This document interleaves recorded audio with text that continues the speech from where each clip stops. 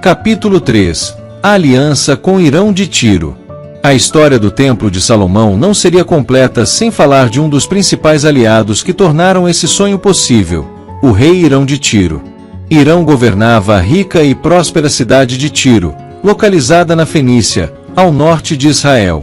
Ele era conhecido por sua habilidade política e pela riqueza de seus domínios, especialmente pelos extensos bosques de cedro e pinho do Líbano, famosos por sua qualidade.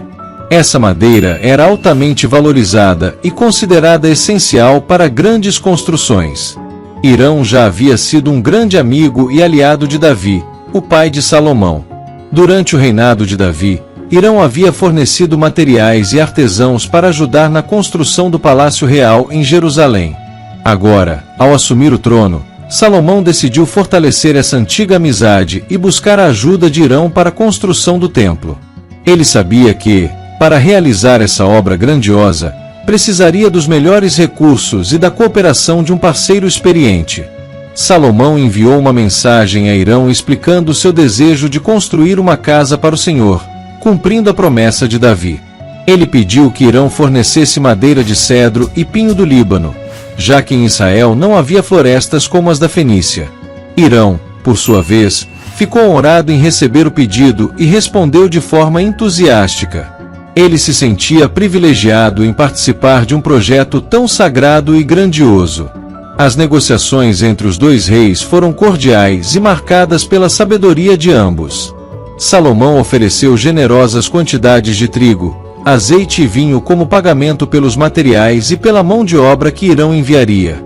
Além disso, acordaram que Salomão pagaria com ouro, demonstrando a seriedade e o respeito pelo esforço que Hirão colocaria no projeto. O acordo entre eles não era apenas comercial, era um símbolo de amizade e cooperação entre os dois reinos.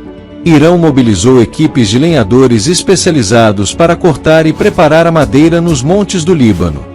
Esses trabalhadores eram mestres em seu ofício e sabiam como selecionar e transportar as melhores árvores. As toras eram levadas até a costa e dali transportadas em balsas pelo mar Mediterrâneo até Israel. Esse método, embora complexo, era o mais eficiente para lidar com a quantidade de madeira necessária para uma construção tão ambiciosa. Enquanto isso, Salomão organizou uma grande força de trabalho em Israel para receber os materiais e dar continuidade à obra. Milhares de homens foram designados para diferentes funções. Alguns trabalhavam nas pedreiras, cortando as pedras que seriam usadas na base do templo, enquanto outros ajudavam a transportar a madeira até Jerusalém. Cada detalhe era planejado para que nada fosse desperdiçado, e a cooperação entre os dois reinos era fundamental para o sucesso do empreendimento. Essa aliança entre Salomão e Hirão foi um exemplo de como a colaboração pode superar as limitações individuais. Israel não tinha os recursos naturais da Fenícia, mas tinha um rei visionário e um povo disposto a trabalhar. Por outro lado, Tiro, com suas riquezas naturais e sua experiência em comércio marítimo, encontrou em Israel um parceiro confiável e comprometido. Juntos, os dois reinos mostraram que, com amizade e cooperação, era possível realizar algo extraordinário. A aliança com Hirão de Tiro não apenas permitiu que Salomão avançasse no sonho de construir o templo, mas também fortaleceu os laços diplomáticos e econômicos entre Israel e a Fenícia. Essa parceria não era apenas sobre madeira e ouro, era sobre confiança, respeito e a realização de algo que ambos os reis sabiam que marcaria a história para sempre. O templo começava a tomar forma nos planos de Salomão, e a amizade com Hirão tornava isso uma realidade palpável.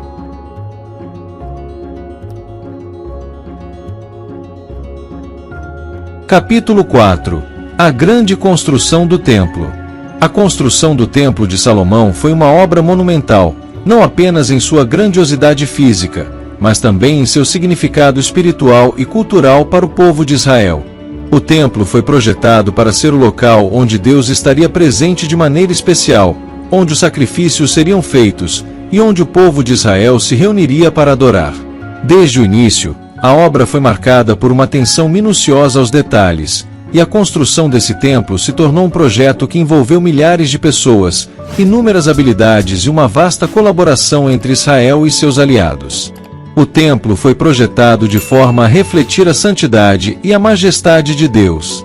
Sua estrutura era impressionante, com paredes revestidas de madeira de cedro do Líbano, fornecida por Irão de Tiro, e cobertas com ouro puro.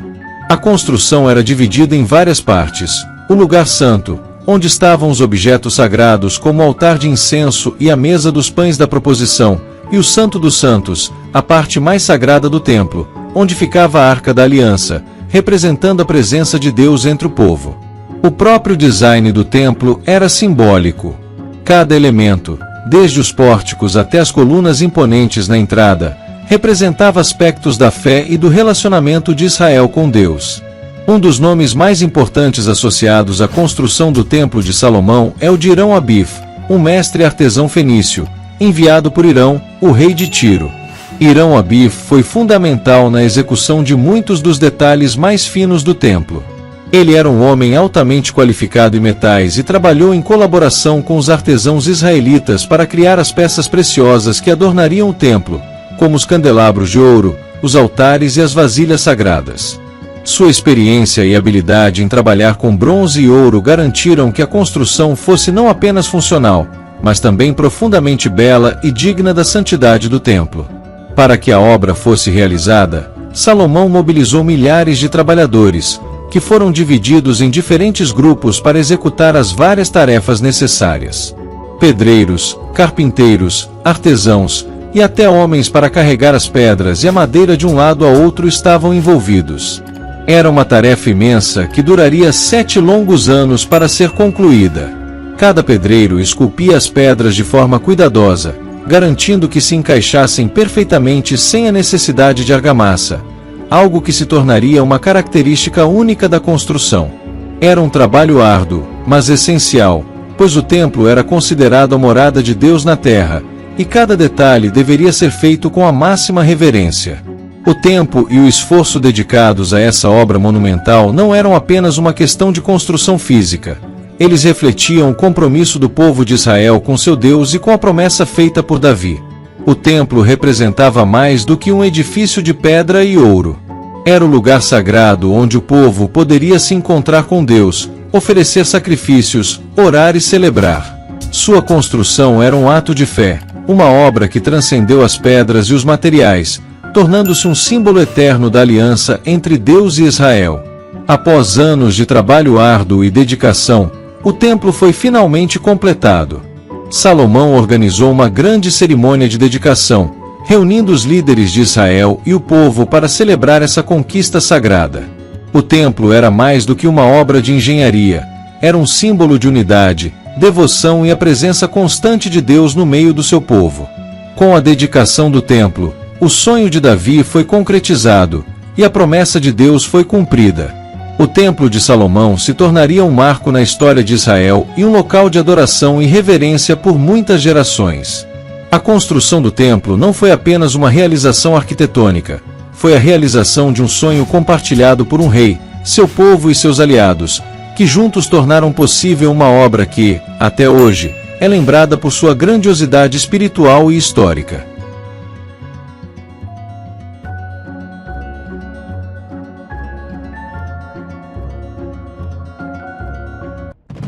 Se você aprecia os mistérios e segredos revelados aqui em Os Filhos da Viúva, torne-se membro e ganhe acesso exclusivo a conteúdos profundos e restritos. Venha mais fundo na jornada maçônica e fortaleça essa irmandade.